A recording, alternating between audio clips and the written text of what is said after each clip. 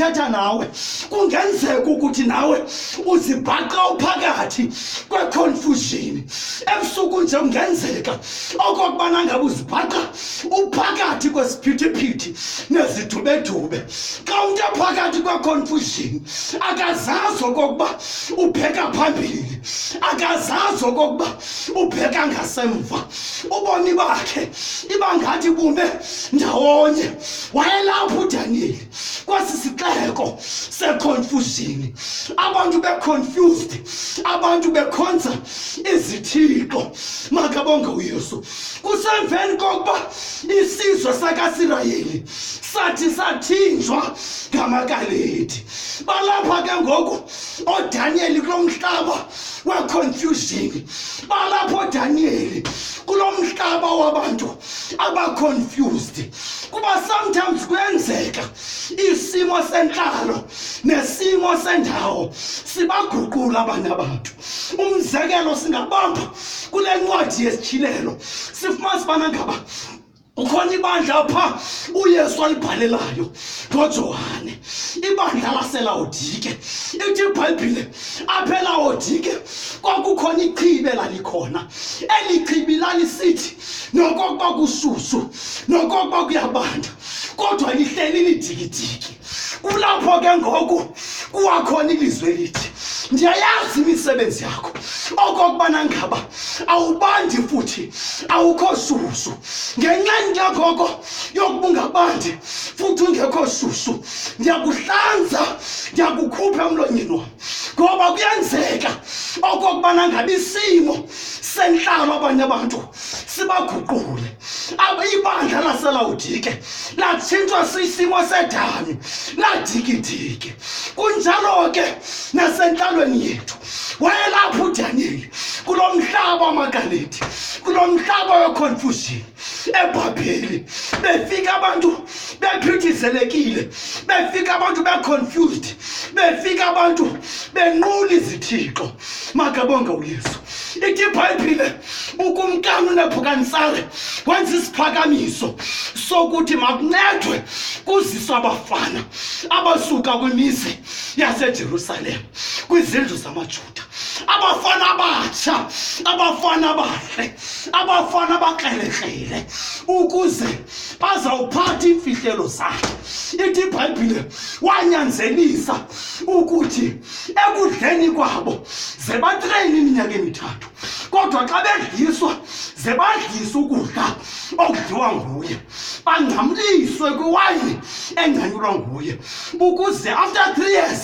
ibe ngabantu abaza banesondlo makabonge uYesu ukuze xa bafumana abafumane besegazini ulapha ke ngoku uDaniyeli kwesisine sabafana abatsha makabonge uYesu kuba kunje kukuthatha isigqibo ngoba xa uThixo efuna uthatha isigqibo akana age limit xa uThixo efuna uthatha isigqibo akana ngxaki ngebackground yakho xa uThixo efuna ukuthatha isigqibo akana ngxaki nepast yakho ngoba abantu sometimes abakwazi uthatha isigqibo kuba mnye sithi ndisemtsha kakhulu okanye ndisemncinci kakhulu okanye andinamfundo yaneleyo okanye bazawuthina abantu wafika kanye uThixo kubafana abatsha abafana abatsha babamba intembeko babamba ukuthembeka kwabo kuThixo ithi iBhayibhile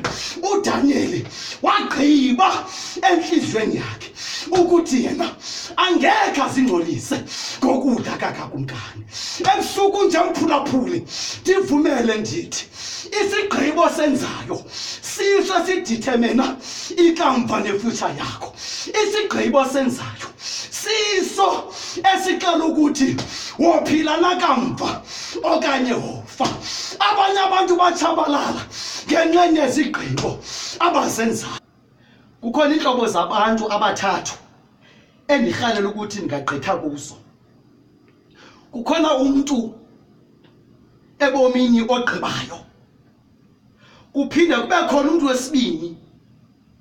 umuntu wesibini ogqibelayo kuze kube khona umuntu wesithathu ngumuntu ogqityelwayo behluka kanjani kaba bantu bathathu? Manqale ngomuntu ogqityelwayo. Umuntu ogqityelwayo akakwazi uthatha izigqibo yena ngokwakhe, kodwa ugqityelwa ngabantu okanye ugqityelwa sisimo. Mhlawumbi ngamanye amaxesha ugqityelwa yi-background yakhe. Athi omnye angekhe ndimamkele uYesu ndisemncinci kangaka. Athi omnye angekhe ndimamkele uYesu ndingekatshati. Athi omnye angekhe ndimamkele uYesu ndingaphangeli. Umuntu ogqityelwayo, umuntu ogqityelwa sisimo. Kube khona umuntu ogqibelayo. Umuntu ogqibelayo akakwazi yena ukuzithathela isigqibo ngokunoko kwakhe, kodwa ukholwa kusoloko egqibela abantu. Okokubana ngaba ngumzali athi le nto yinto yabantwana, hambani bantwana iyanecaweni nikhonzele nam. Kube khona umuntu ogqibelayo oloko yena efaka ipressure kwabanye abantu, eloko efaka ipressure kwabanye abantu.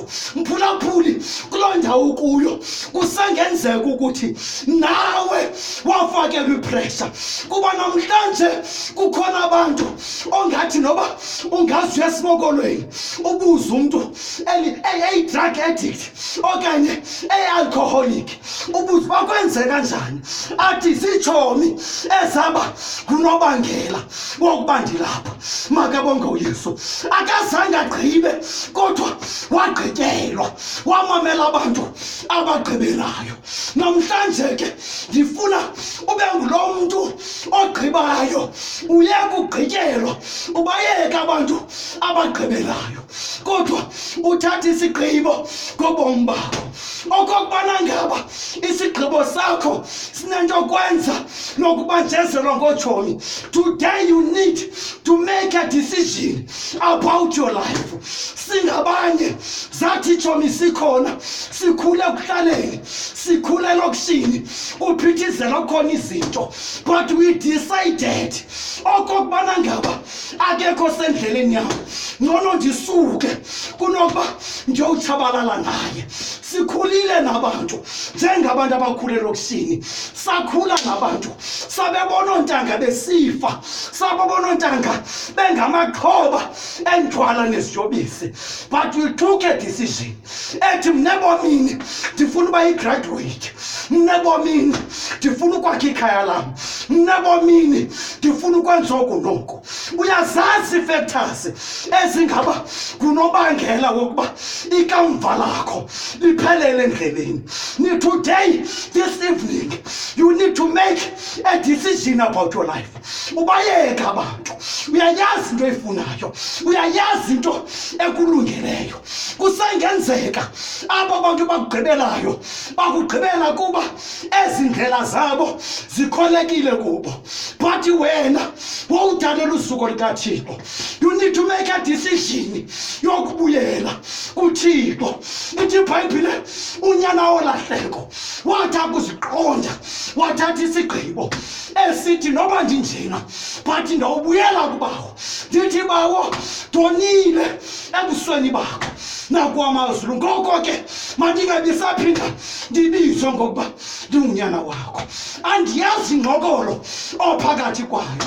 Kusengenzeka isigqibo osenzayo sakubangele ukuthini namhlanje ukuthi une-criminal record, but ndifuna ukuxelela okokusaphila nje usenako ukutshintsha izinto, kuba sikhonza uThixo njalo. Sikhonza uThixo olitshintshayo izolo lomntu libe yintshumayelo. Ungasithatha isigqibo mama wam nawe namhlanje, tata wam, ungasithatha isigqibo, ungasithatha umuntu omtsha ebutsheni bakho. Senditshilo ndathi uDaniyeli akazange avumele isimo senhlalo okokuba sikhokhele isigqibo sakhe, nokuba abantu babengamkhonzi uThixo, but wema wathi mna nako ukuzingcolisa ngokukudla. You can make a decision. Ungathathi isigqibo ngobomi bakho esithi nam ndiyamamkela uYesu. Ungasithatha isigqibo ebusuku nje esithi nam ndiyakufuna ukudla ilifu ubukumkani bamazulu. Senditshilo umphulaphula indathi into yenzayo ngoku, isigqibo othathayo ngoku siyadithemena ikamva lakho. Ewe mphulaphuli, namhlanje ndithetha kukhona abantu abaye baregrethe kunenkqubekela ndiyibukela kakhulu eTVini. Makabonge uYesu endandiyibukela kakhulu, inkqubo ebuhlungu, inkqubo eyayisithi I had it all. Laa nkqubo sasibona abantu ababengama-celebrity, abadlali bebhola, abacula bebesaziwa, bevela bethetha kabuhlungu besithi I had it all. But du isigqibo endathi ndasenza sandibangela ukuthi noba ndandinezinto ndingusaziwayo kodwa ziphelele emoyeni. Mphulaphula ebusuku nje awufuni ukufana nomntu ozothi ngenye imini ndandinabo ubomi, kuba ngapha kobubomi bukhona ubomi esizawujongana nabo. Awufuni ukuma uthi ngenye imini I had it all. Sathi sityebi, sathi ndandinako konke. Wabe sithi uAbraham, ewe kona uLazaro ebencwina emhlabeni elihlwempu, kungoku nje uyathuthuzelwa. Zisezawulahleka izinto, basezawumka abantu, zisezawumka imali. Don't allow ubutyebi, don't allow a situation, don't allow isimo sentlalo okokubana ngaba sibe ngunobangela wokubana ngaba ungasithathi isigqibo sokwamkela uYesu. Ebusuku nje ndifuna ukuthi just be concerned about your future. Be concerned